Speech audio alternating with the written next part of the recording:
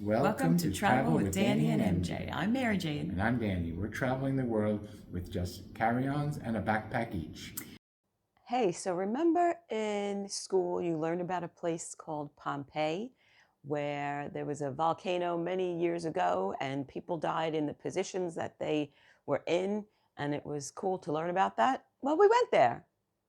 We also went to a place that maybe you haven't heard about, called Herculaneum. A lot of people know about it, but it's much less known than Pompeii, but also destroyed by that volcano and very well preserved. We're going to Pompeii and Herculaneum. So to get to Pompeii, we were in Sorrento, so we left from Sorrento on a special local commuter train called the Circumvesuviana, which goes between Sorrento and Naples, but makes stops in both Pompeii and Herculaneum. So we took the train. It takes about 35 minutes to get there.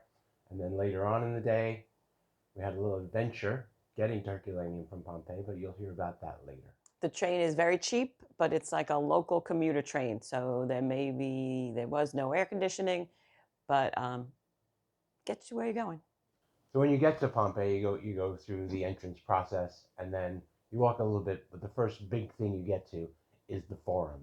And the Forum was the center of life in Pompeii. It was where all the government buildings, all the religious buildings, temples to the gods, basilicas, things like that, commercial markets were there, the courts, everything was kind of the center of public life in that area. And it's huge, and it's kind of in ruins now, but you can get an idea and just imagine thousands of people passing through there in their daily lives. So Pompeii was a pretty big Roman city back in the day, and in 79 AD, the big volcano nearby, Vesuvius, erupted violently and pretty much instantly killed everyone in the city. But the nature of this eruption left much of the hard matter, the skeletons, the pottery, all kinds of things like that, the buildings in relatively unharmed shape. And so when it was discovered in the middle of the 18th century, they were able to excavate and learn so much about what life was like in the Roman Empire at that time. So this is the Teatro Grande, Pompeii. We're doing a lot of work to restoration or conservation work. And it was built in the 2nd century BC. And was divided into 3 parts, kind of a part for the stage, a part for the orchestra. And then there were nicer seats, I guess, down low for nobility and the rich, and then the higher seats were for the general population. So next to the Teatro Grande is a smaller theater that is better preserved than the Grand Theater. The smaller theater fit about 1,000 people. The Grand Theater fit about 5,000. There are lots of people here, so I guess that's what you get at Pompeii. Big crowds.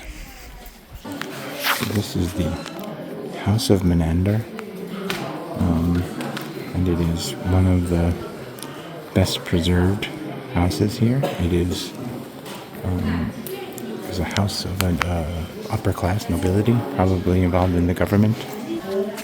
One of the things that was quote unquote a benefit of the instantaneous manner that the volcanic eruption buried the town is that things like paint and color were preserved.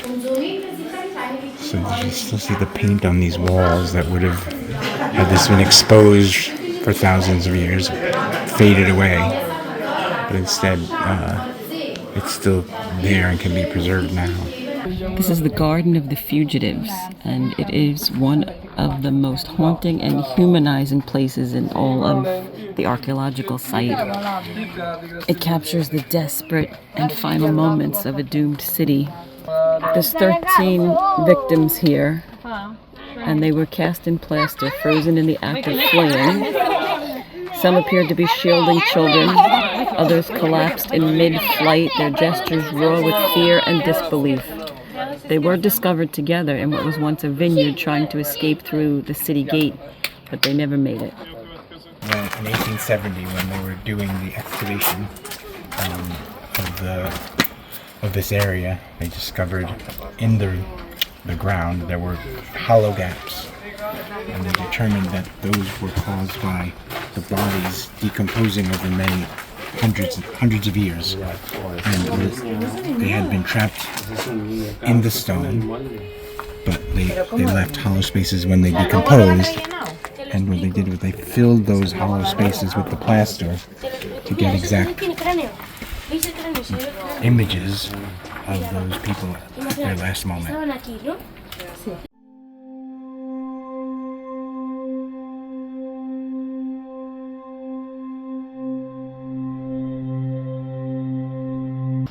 The ancient city walls, and that was the city gate, Porta Nacera, and all along here is how they did funerals back in those days. So this is the amphitheater of Pompeii. It is the oldest surviving amphitheater. It was built around 70 BC and was preserved by the volcano in 79 AD. So it's about 150 years older than the Colosseum in Rome. It held about 20,000 people, mostly gladiator fighting and sporting events.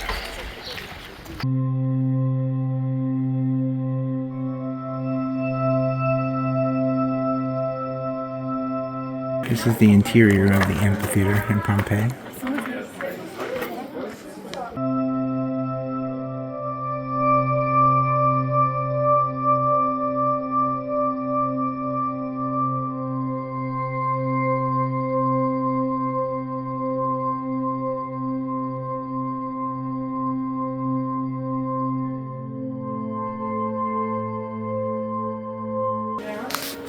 So just across the way from the amphitheater is called the Palestra, which was a large parade ground with a pool in the center. You can see the pool there, and it was used for events and recreation and exercise. And skeletons were found here in the archaeological restoration or exploration, which means that people were using this space on the day of the eruption in 79 AD.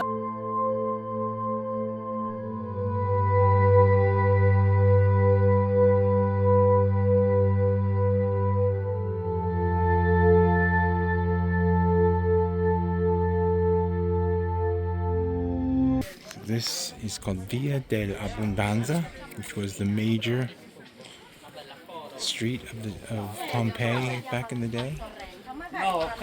It was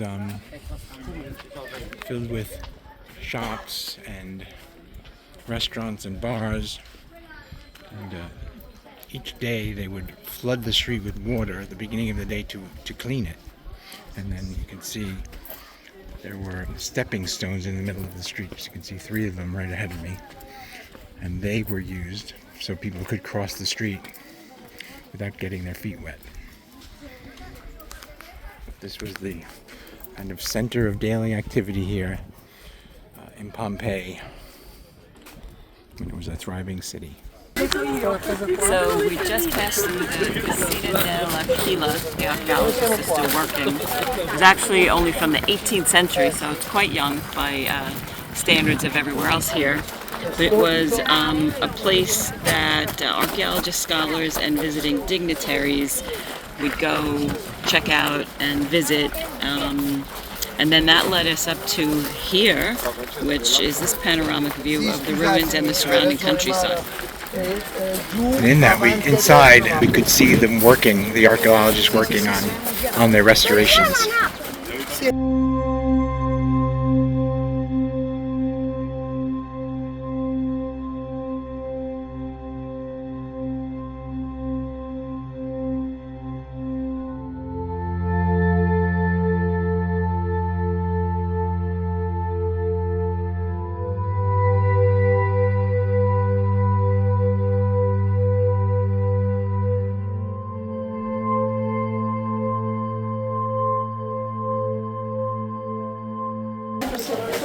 We are now in the brothel for the Lupanar, which meant wolf den. So this is the House of the Faun, which is named after that statue, which is actually of the Roman god Pan. But this is the largest house in Pompeii. Made up 40 rooms. It took up a whole city block of Pompeii. Is 3,000 square meters inside. It had a famous mosaic of Alexander the Great's, one of Alexander the Great's victories, but that was moved to the Archaeological Museum in Naples. This is the House of Vetting, which is famous for many of its well-preserved frescoes in the walls. It was the house of two brothers.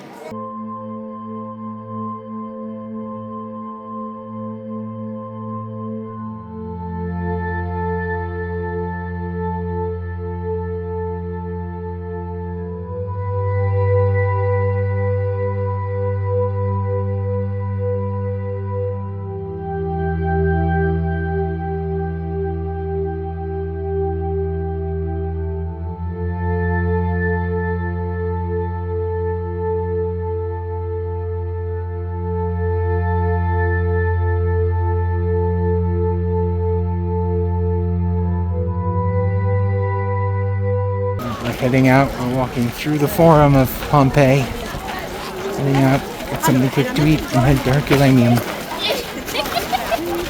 Might have been too much for one day, but that's what we're doing. This is the Antiquarium, which is the museum of Pompeii.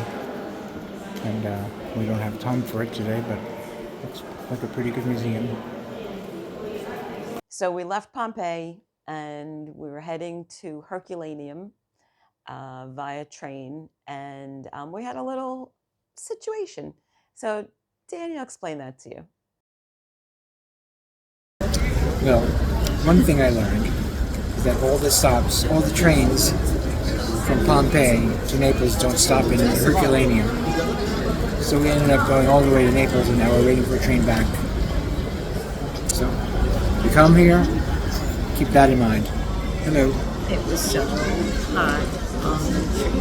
We made it, and we're going back. Hey, we made it to Herculaneum after a train adventure.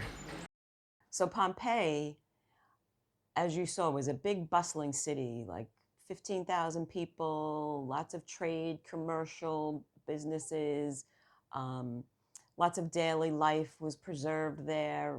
You really got to see how things were in those times. Herculaneum was as a seaside village for the rich at the time, a little more exclusive. So there's a difference in what took place there, and take a look and see what we saw. So we're in what's called the House of the Deer, and it would have been back in 79 AD, a seaside overlooking the sea from here. They built this kind of retaining wall around Herculaneum to keep the sea out in order to preserve it better. But this would have been a spectacular home of an elite family. Some of the striking things about it: the open garden. It's called the House of the Deer because of these two marble statues that I'm approaching right now. They are of deer being attacked by dogs. So, from a hunt, I suppose. The dogs are taking down the deer as part of the hunt. So one of the things I learned watched a documentary about Herculaneum is that the super hot volcanic ash cloud that kind of instantly destroyed the city was so hot that it petrified the wood, immediately. So wood survived thousands of years, which is very unusual. Like I mentioned, people were kind of instantly incinerated by this volcanic ash superheated cloud. Their bones were sort of preserved in that way, but had things like their hands were super clenched and their feet were super clenched by the physical reaction that the heat caused. I've been calling it this superheated dust cloud, but the official name was the superheated pyroclastic surge that swept through Herculaneum and, as I said, kind of instantly incinerated the people, but also preserved the hard matter, the skeletons and other things in the town, like clay pottery, things like that, were preserved and not destroyed by it was not in lava and ash and things like that.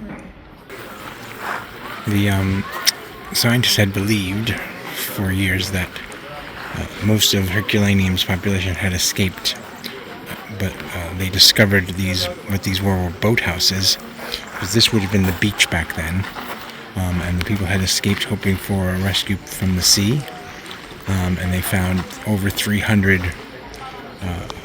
skeletons of people who came here to try to escape and survive, and were overwhelmed by that superheated pyroclastic surge.